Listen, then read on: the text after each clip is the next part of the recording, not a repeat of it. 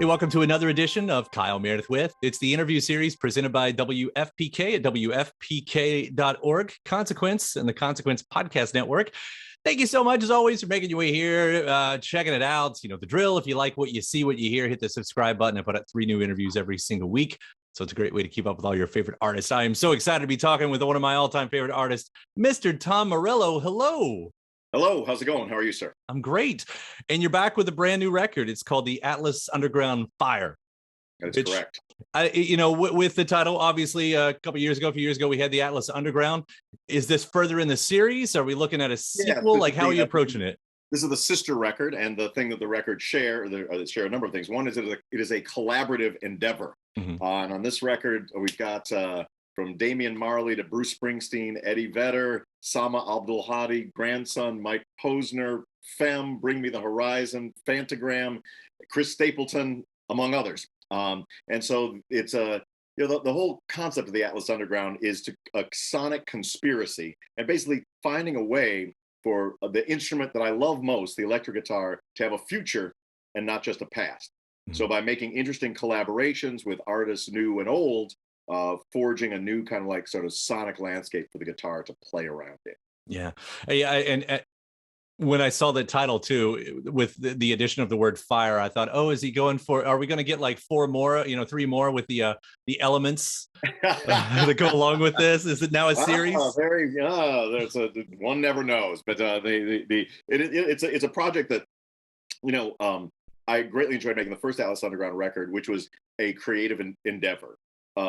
An artistic creative endeavor. This Atlas Underground record was much more of sort of a life raft and an antidepressant during a time of great anxiety and tumult. The record was made exclusively during lockdown, and and while I was sort of alone in the bunker of my studio, it was a global collaboration of artists. I mean, from Brazil to Palestine to Sweden to New Jersey to Nepal to the UK and to Jamaica. Mhm. Artists were contributing. Yeah, I think in another interview or something, or one of those places, you called yourself a drowning man going into this. That sounds rough. Obviously, it was. I mean, it was. First of all, I mean, both creatively and personally. Creatively, it was the first time since I was 17 years old where there was not music. I had always been writing, performing, recording, and there was this sort of endless horizon of not that staring me in the face. And then I have a studio. I have a nice studio at my home, but I don't know how to run it. There's always an engineer that runs it. So I had no way to make music. So inspiration struck in a very bizarre corner. That was Kanye West, who I read an article where he said that he had recorded vocals for a couple of his big hit records on the voice memo of his phone. Thought if it's good enough for Kanye West vocals, I could crank my Marshall stack up into that thing, and sure enough, I did. And it was just a matter of turning the guitar on, putting the phone on a little folding chair, playing riffs into it, and sending it to engineers, producers, and artists around the globe. And that's how the Atlas Underground Fire came to be. it's amazing because it still sounds like a full studio production. Like I can't tell, Crazy, right? It's crazy. I mean, 95% of the guitars in this record were recorded on a folding chair with an iPhone, and that's the microphone is the microphone on my iPhone.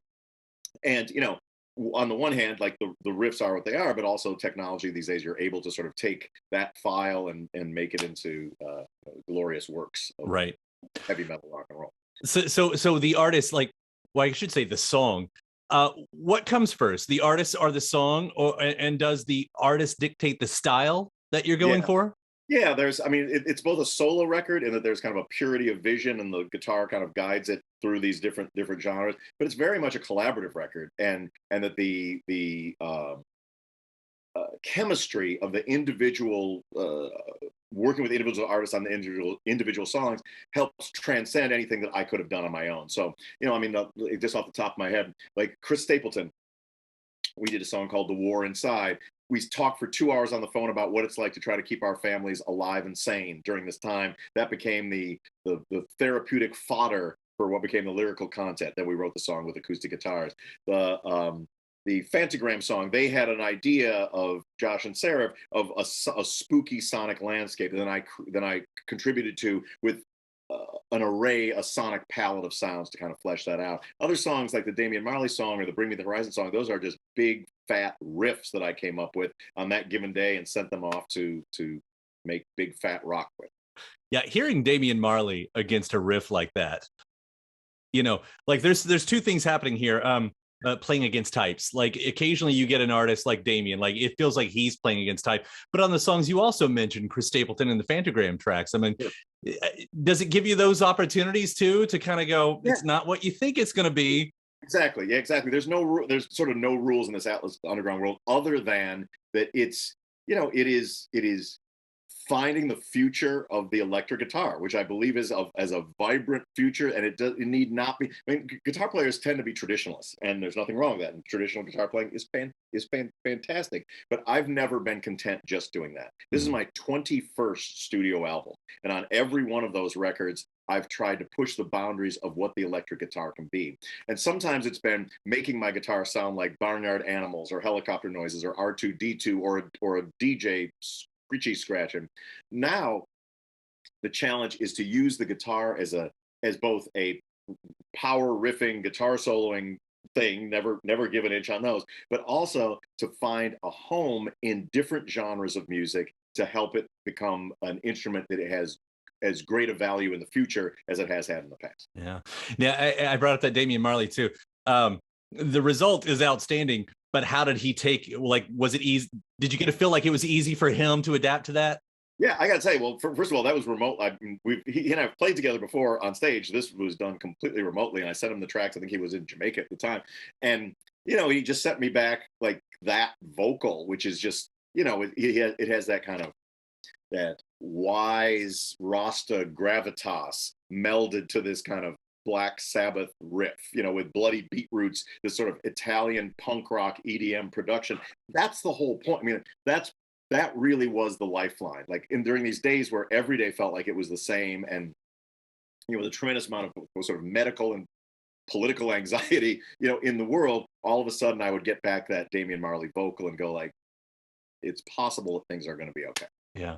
And it's important to point that out too, because, there are large parts of this that's not a political record in the way that we traditionally think of it. And there are parts that absolutely are, coming from, where Damian Marley is coming from your own background.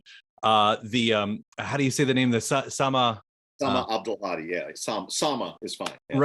Right. I mean, coming from where they're coming from, as you're talking about, like they were actually getting bombed in between making this track. Yeah, when Sama, she's a great young Palestinian EDM artist and really groundbreaking. And when she was mixing that song, it was during the Israeli bombing of Palestine. There'd be days where she would kind of disappear or go off grid, and I'd be like, "Are you okay?" I mean, that's not, and surprisingly, that's not the most unusual circumstance in which a song was recorded. Mike Posner, our song Naraka is like the Hindu word for hell, or like sort of a place of lost souls. Between the beginning and the end of the making of that song, he summited Mount Everest. Mm-hmm. And so some of those vocals were recorded at 25,000 feet in Nepal.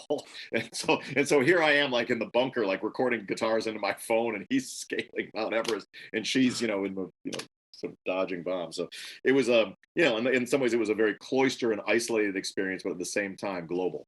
Yeah. And just, I mean, what amazing experiences to have part of the DNA of these songs. Yeah. Like, obviously that's a big part of your career, writing about these moments that happen in time and in the world.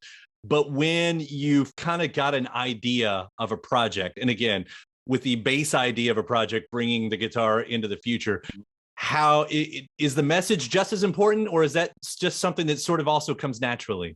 Yeah. Well, that's certainly in this song, the message was defined by the moment, and it wasn't me sitting down and going, I must write 10 songs about Guatemalan labor youth.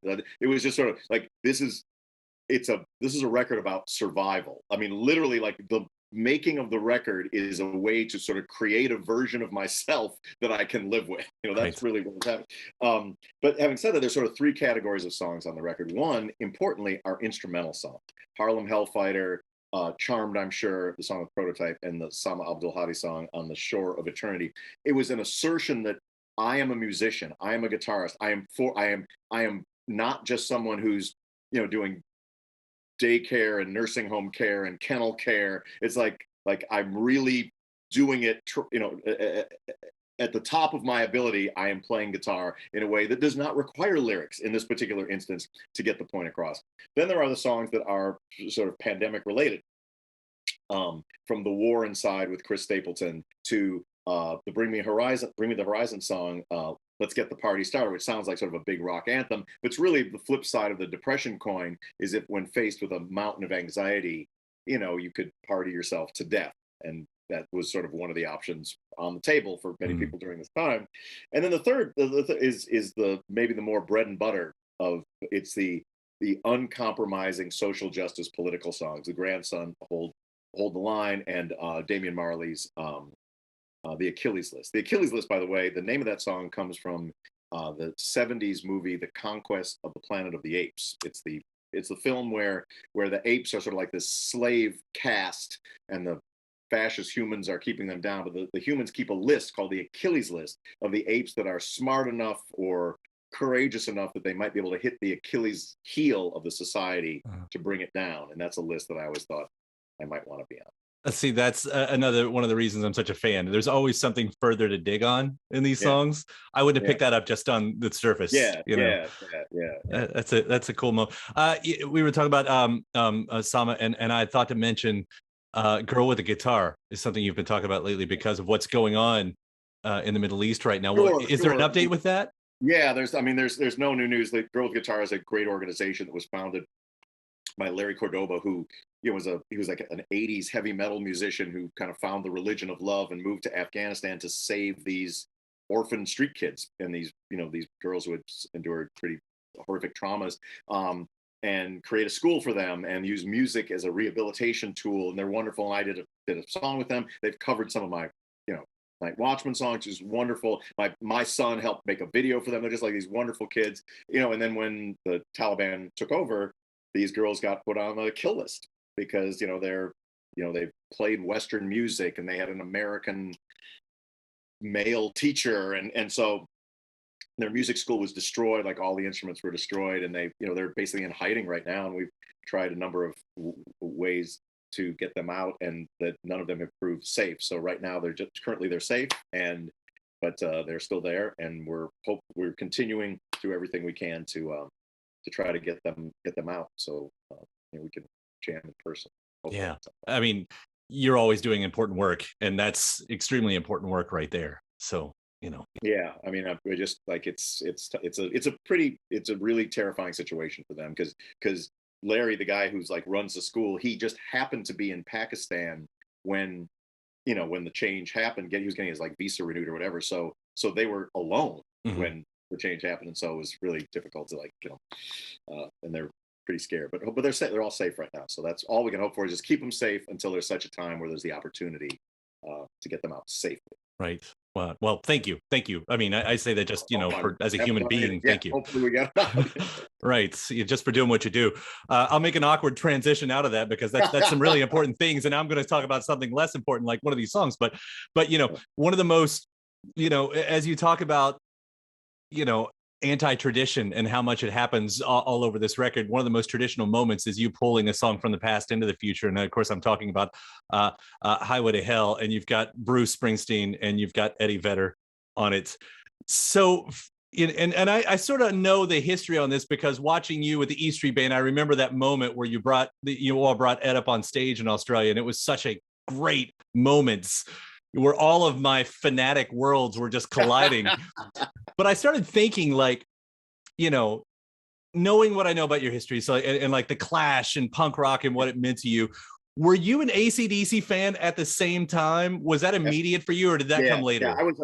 I mean, I started out as a heavy metal fan, and then when my friends who were heavy metal fans sort of transitioned to punk and left the metal behind, I did not. Yeah, okay. I kept one foot firmly in both camps, and just sort of with my head in the sand, like whatever conflicts that may have arisen in my punk rock friends or my metal friends, I just said, I just love it all. It's going to be great. So AC/DC is one of the greatest bands of all time. But yeah, you're right. We did, Bruce and Eddie and I have a history with that song, and it started in 2014 when I was on tour with the E Street Band. in Perth, Australia, the home of Bon Scott, where there is literally a highway that is known as the Highway to Hell. It's the highway that was from Bon's small town outside of Perth, where he lived, to the pub where he and his friends would just get blasted. And that song was written about a highway to hell in outside of Perth. But anyway, so I was visiting I wanted to pay my respects to his grave, which is there in Perth. And I went there at night. It was about 11 o'clock, and I couldn't find the grave. Surprisingly, it is not marked with an eternal flame or something like that. Right. But out of the darkness comes this motorbike in a graveyard in the middle of the night. There's this heavyset fella with a German World War II helmet on and a T-shirt which reads, "I don't give a shit, but if I did, you're the one I'd give it to." And I'm like, that guy's going to know where Bon Scott's grave is. Sure enough, he does. And I pay my respects, and I see Bruce in the bar later that night. I'm like, do you think that there's any way that AC/DC and the E Street Band might overlap since we're here in Australia? He was like, let me think about it. So we went to his room, started listening to the AC/DC catalog, and we began rehearsing Highway to Hell over the course of the next couple sound checks. Found ourselves in Melbourne. Eddie Vedder was there on a solo tour in Australia. And for me, like a light bulb went off, and I knocked on Bruce's dressing room door. I said, Bruce, we are in Australia, where AC/DC is king, where the song Highway to Hell is the unofficial national anthem of rock and roll liberation. What if we open the show with Highway to Hell with Eddie Vedder? And he was like, that sounds like a good idea. And we did, and it was an apex moment in the history of live music. Like, if you think you've seen people go ape shit at a concert, you haven't, right? Because you weren't there on that night. It was so crazy. And so as I was finishing this record, with all these great young artists, Grandson and Femme and Bring Me the Horizon, I wanted to make a song with my rock brothers, and I reflected back on that night of magical transcendence and said, I put a track together. I sent it to Bruce with my fingers crossed. I said, remember that time when we blew up the world with this jam? Are you down? And he did 2 vocal takes. Sounds like the king of rock and roll. Eddie did 1, and there it is. There it is. It is amazing. I know. I think I remember hearing interview or something from years back where Mike McCready was trying to talk Ed into covering bands like AC/DC, Yeah. Kiss, stuff like that. And back then Ed was like, no way. Yeah. It took Tom Morello doing it. That's what it took. Yeah. I'm not sure if he was conflicted or not. When I brought it up to him before he had heard the track, because I went to Bruce first, and Bruce sang it down. It sounded fantastic. And I called up Eddie. I'm like, hey, remember the time we did the thing? And he's like, why don't you get Brian Johnson to do it? I'm like, that would be good, but remember the time when we did the thing? And then I sent him the track, and he loved it. So that was very fortunate. Yeah, it is. It's powerful. It sounds great. It sounds fantastic. This whole thing. And again, through and through, you mentioned Grandson a couple of times. I didn't get to bring that up. I've become such a fan of him over the past few years, and you must be able to hear the lineage of what you've done and Rage, what he's doing these days. I mean, that seems like that's so much part of his DNA.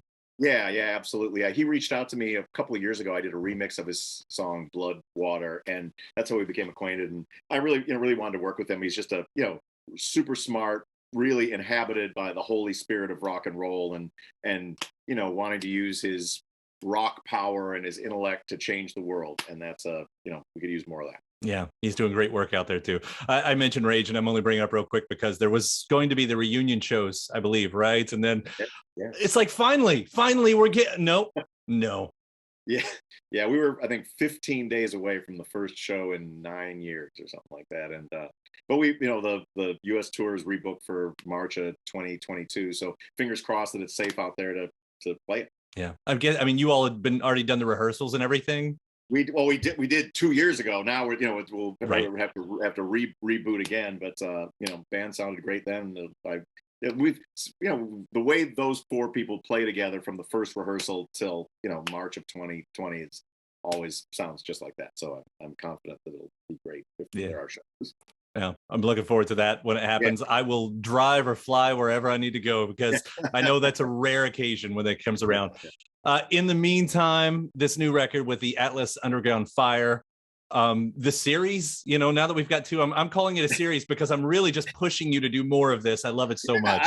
I love the idea of this kind of collaboration. It's both solo record and collaborative record at the same time, and very freeing, and it allows me to kind of let go of a lot of my type A-ness in a way, both embrace it on the one hand and completely let go of it on the other hand, to sort of the winds of creative chemistry, and that's something that's appealing. Yeah, well, congratulations on another successful run at it. I've had so much fun listening to it. So well, I appreciate it. Thank you very much. All right, Tom, thank you for taking the time today. This is fun as always.